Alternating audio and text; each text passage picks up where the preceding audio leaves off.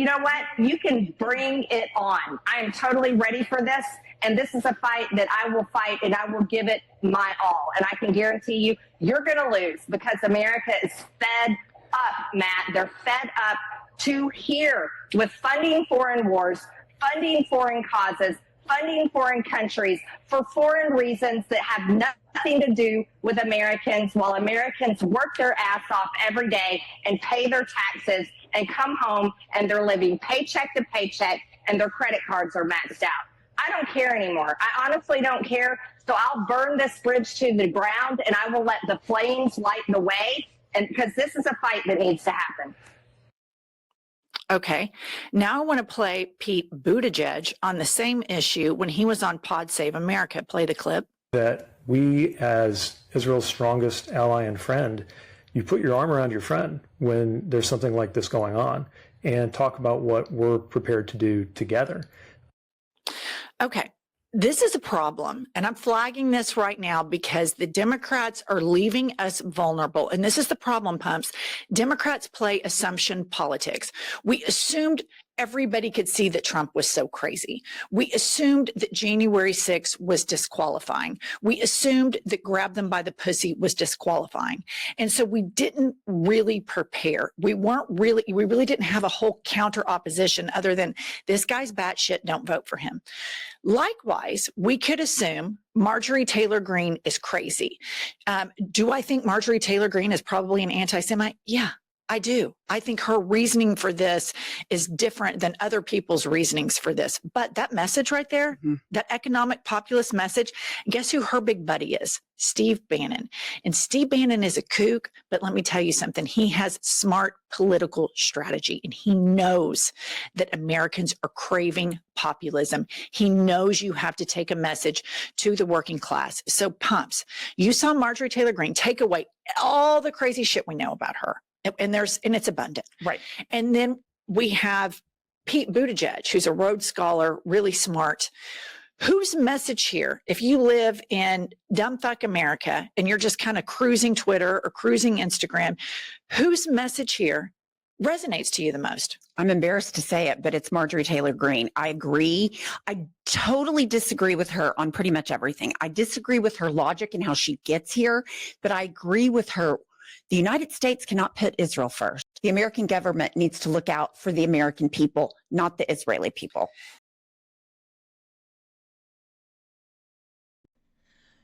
So this is a channel that I was, watching for a couple of weeks, a couple of months ago, and I quickly fell off because I'm much more discerning now and trusting of my intuition. And I do not like to support people who, as wonderful as they are, I do not find it to be productive to support people who do not speak to the real issues when we're talking about, what we're facing right now with this fascism, with this white supremacy, all of this stuff that's going on. And even though they call out a lot of it, they call out a lot of white supremacy, they call out a lot of Zionism, I need people who are going to get to the root of the issues. And a lot of the time, people don't want to do that because they don't want to scare certain people away. So they will tiptoe around certain issues. And other times it's because they actually do feel that way and they don't want to open their eyes to, the reality of what we're dealing with. And they've opened their eyes more so than other people around them, but they still have, yet so much to, more to open them. But this point is 100%, and I showed my agreement in a comment. Now, I do appreciate that point. You all led with a very valid concern that has come and gone with my hopes and dreams for this country in a handbasket to hell. Because Democrats are derelict in their duties of being the buffer between right-wing hatred or tyranny and the people, others who have less democratic intentions will step in to fill the void. And others like Marjorie Taylor Greene.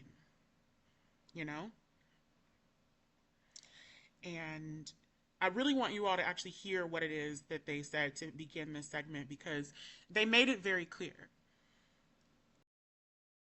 I want to flag something for everybody. And I think you guys probably feel the way Pumps and I feel.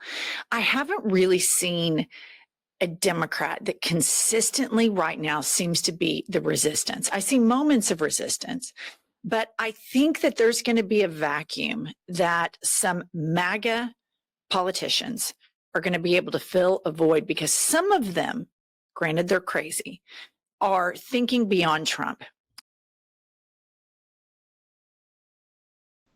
And that is exactly what it is. This is a matter of these Democrats, like literally, like who are supposed to be the great warriors upon whom we depend in this, great time of need.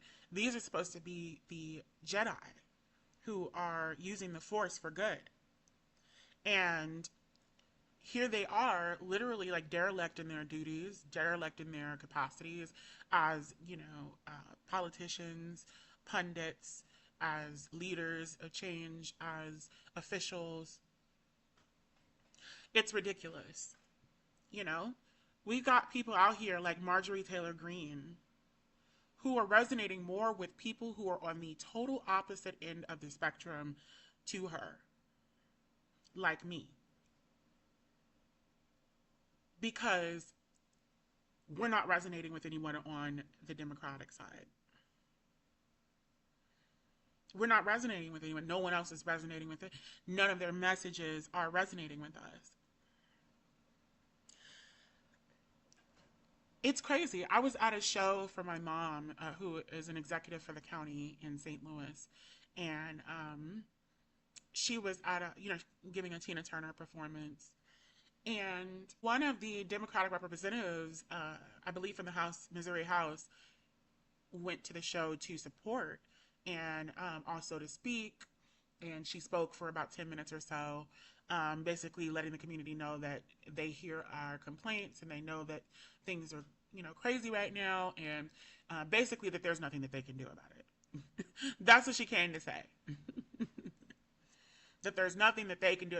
They are also, backed between a rock and a hard place, allegedly, and there's nothing that they can do about it. So it's just like, what the fuck are you here for? Why are you in your position? If there's nothing that we can do, then why do we have you all here? We didn't put you in office so that you could come to events and tell us in the community, oh, there's nothing that we can do. We put you in office so that you could make certain that there was something that you found that you could do when there was nothing else to do.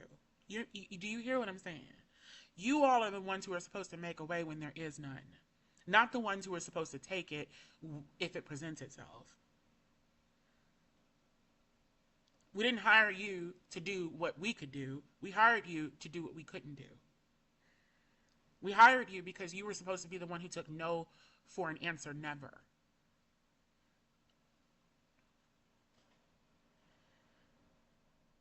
Because you would find a way, like Olivia Pope,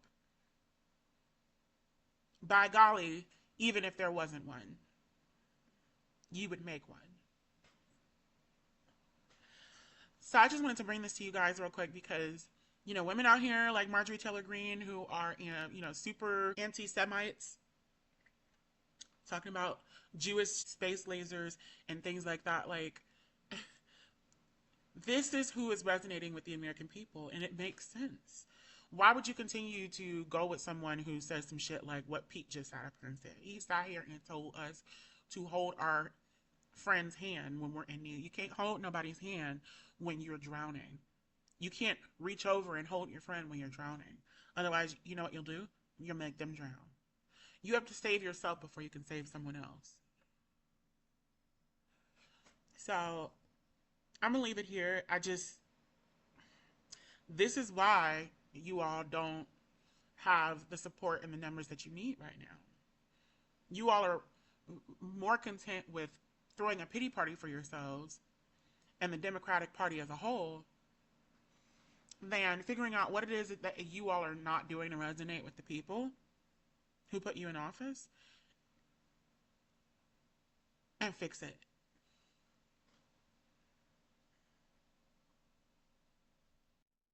And now let's look at the polling on this, okay? Because that's what strategists are going to look at. Kylie put this up. Support for Israel's military action in Gaza by party ID. in the Republican Party. So I want you all to look at this really quick. I came back in on the back end because I was like, okay, well, you know what? I really want to include this bit as well, but I didn't want to take too much of their video. But this is very important, and I don't want to lose this aspect of the conversation. Why are Democrats not taking clues, not taking hints, not taking opportunities to dunk on Republicans? Because the most prolific way that they could do it, the most detrimental thing that they could do to Republicans would be detrimental to them as well. And you can see that through this chart. Republicans red, Democrats blue, obviously. Independents neutral, gray. Democrats and independents overwhelmingly, and mind you, independents, as this woman says as well, usually determine elections. If we were looking at an election right now, a Democrat would likely win because if they, did what we're saying that they're not doing, because Democratic constituents and independent constituents do not support Israel's military action in Gaza and us providing that support for them. That's specifically what this is asking about, us providing support to them for that military action. So, if the overwhelming majority of the American public does not support this, then why are we doing this? And why are politicians still pushing for this? It's because they're all in bed with A.I.P.A.C. American Israeli PAC, what is it, Political Action Committee or what have you.